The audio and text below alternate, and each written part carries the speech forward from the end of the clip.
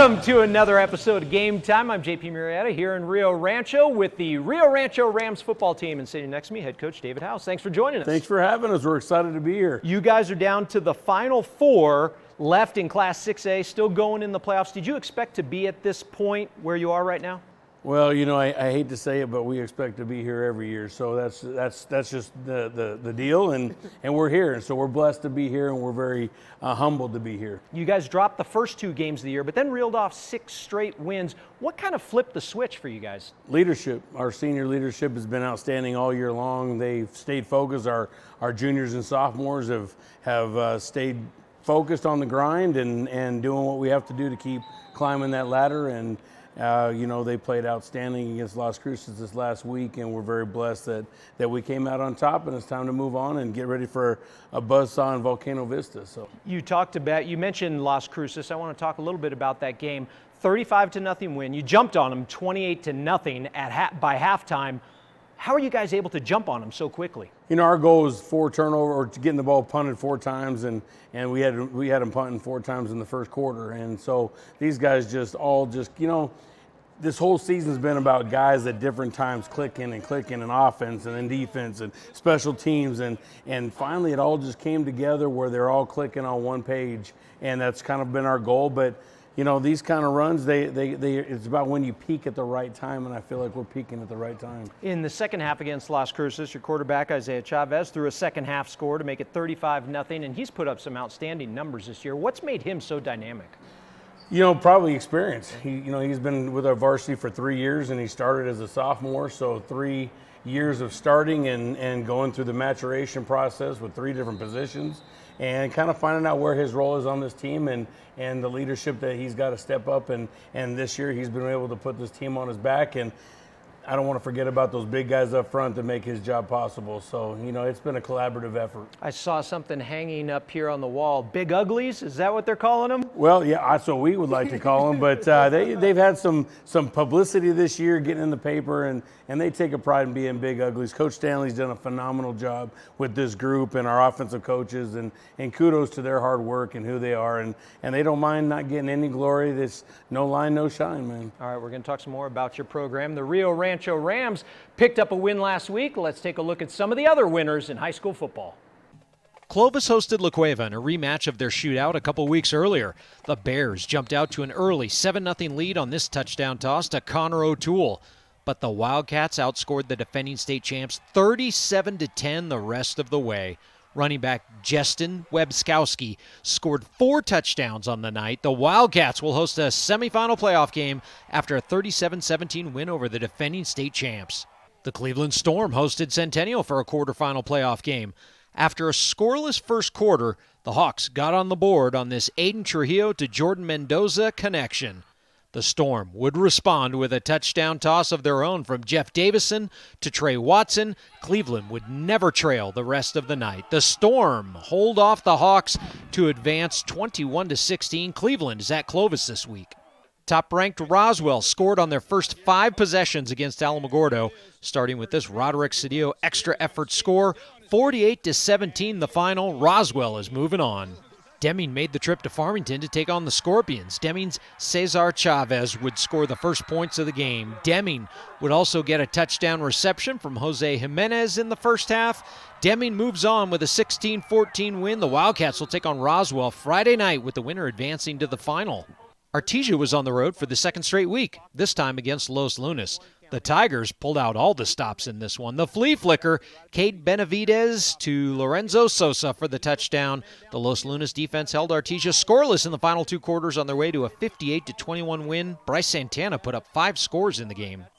Goddard and Piedra Vista went toe-to-toe in the quarterfinals. The Rockets were down 10-6, but took the lead for good with this touchdown in the fourth quarter. 20-10 the final count. Portales punched their ticket to the next round with a win over Silver last weekend. The 2 teams were tied at 7, but Portales put up 26 unanswered points. This was an 80-yard run by Kellen Hightower. The Rams had some really big plays in this one. They had 3 scores of 65 yards or more, including this 80-yard touchdown run by Romaya Basaji. Final score 33-7, advantage Portales. The Rams take on Lovington this Saturday. TULAROSA took on DEXTER, and the two teams played a close one, with the Wildcats moving on to the semifinals. TULAROSA edged out the Demons 22-20 to advance to the 3A semifinals for a date with top-seeded SOCORRO. Tatum met up with MELROSE with the 8-man state championship on the line. Tatum took an 8-0 lead, but MELROSE evened the score with this pick six by KRISTEN Senna. He takes it all the way for the touchdown, an 80-yard score. That's just the way this one went. The two teams exchanged score for score most of the way. Tatum up 30-26 at the break. After exchanging a few more scores, MELROSE took the lead late in the third with this pass to Tate Sorgan, who takes it in to make it 42-38 advantage MELROSE. The Buffaloes would get another big score by Senna. This touchdown made it 56-44, and that's how it ended. The Buffaloes have won 5 of the last 6 8-man titles. And check out this compete with class moment at the end of the game. On the final down, as the Buffaloes clinched the title, quarterback KRISTEN Senna went over to shake hands with his opponent before even celebrating with his team. Thank you, Tristan, for competing with class. Speaking of championship games, Eunice will host Texaco on Saturday for the 2A title. It's the 5th year in a row Eunice has been in the final. They're looking for a three-peat. Here are the final 4 matchups in classes 3A through 6A. SOCORRO will host TULAROSA at 1 on Saturday. It's the same start time for Hope Christian at Robertson. Bloomfield and Lovington will host semifinal games with 1 o'clock kickoffs. In Class 5A, Roswell will take on Deming at the Wool Bowl Friday night at 6 o'clock. And then Goddard gets their chance on the home turf Saturday at 1 against Los Lunas. Finally, in Class 5A, Clovis will host Cleveland Friday night, and on Saturday it's Volcano Vista in a rematch with Rio Rancho.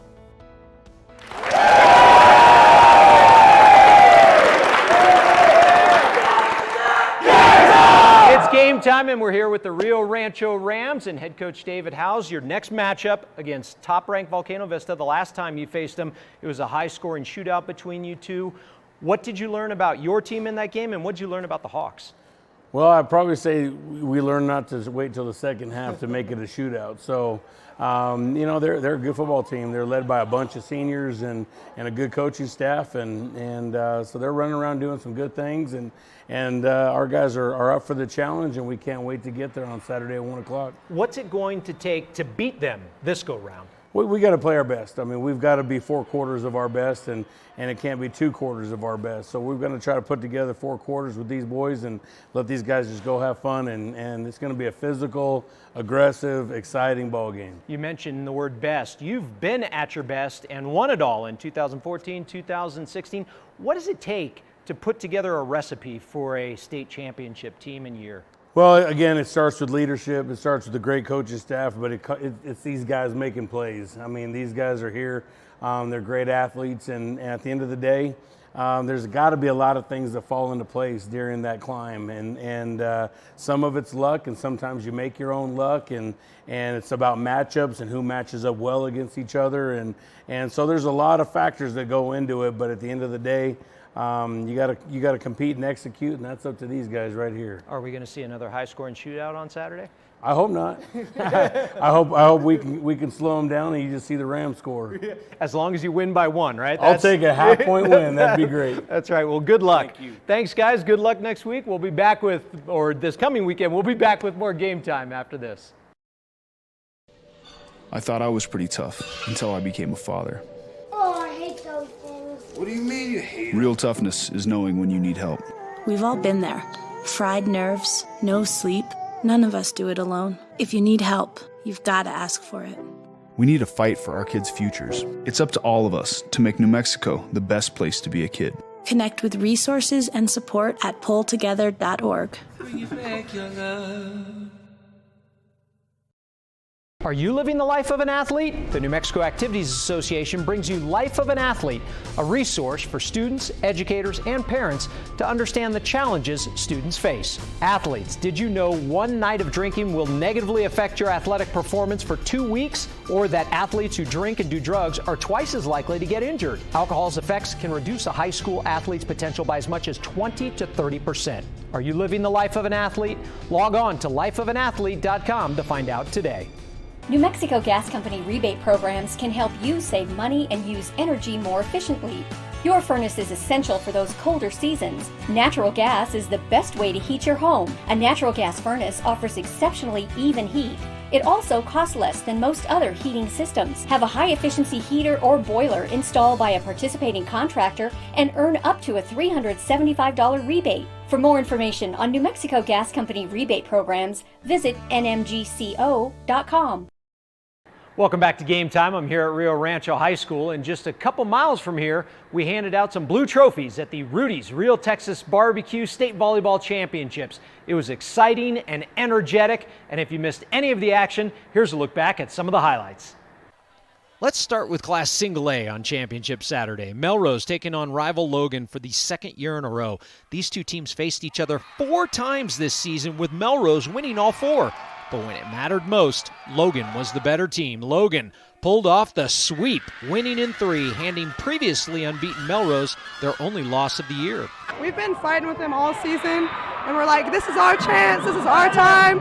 So we just went out, had good tempo, good attitudes, and just played our little hearts out, and we took it. All year they've beaten us 4 times in a row, but today we came and proved what we really are. We got back from school last year in volleyball. These seniors, they came up to me and they go, we're going to get a three-peat. And I went, oh man, they were determined, so we did it.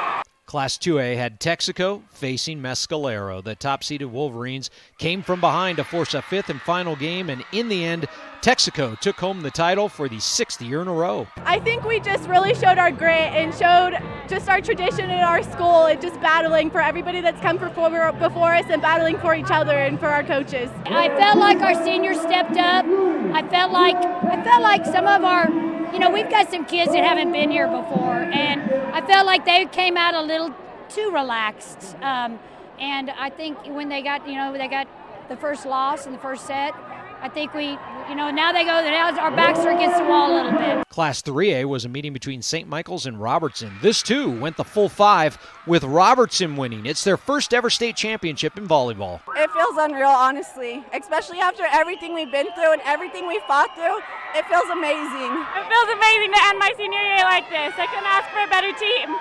Class 4A was a matchup of familiar foes, Albuquerque Academy and St. Pius. The top-seeded Sartans swept their longtime rival in 3 games to win their first state title since 2016. I'm so unbelievably proud of these kids.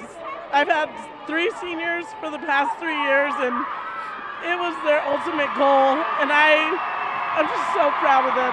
It feels great being on varsity the past 3 years and not getting it for 2 of them. It's great to see all of our hard work pay off, and it's unreal. It's an unreal feeling. Class 5A was a battle between Centennial and defending state champ La Cueva. The Bears went undefeated last year and came into this tournament with only 1 loss. In the end, La Cueva claimed a 2nd straight state title, beating the Hawks in 3. Well, after last year, after we went 22-0, I just felt like at that first game loss really drove us to do better throughout the season and realize that everybody is beatable. And so at the end of at the end of today, we knew that nobody could beat us. We work so hard every day, and to finally get a state championship feels amazing. And last year getting the state championship, we just wanted another one. Congratulations to all the state champs. And before we go, I want to show you one more piece of video just to prove to you that sometimes interviewing a coach can be dangerous. We passed the ball well. We were running our offense real well against them. I hope you enjoyed that video. It is important to note that neither the camera phone nor the person holding said camera phone were injured in the making of that video. That's going to do it for this edition of Game Time. Remember to watch us every single week and tell a friend. Heck, tell a stranger if you'd like. We want as many viewers as we can to watch the most comprehensive high school sports show out there. Until next time, here's your meme of the week.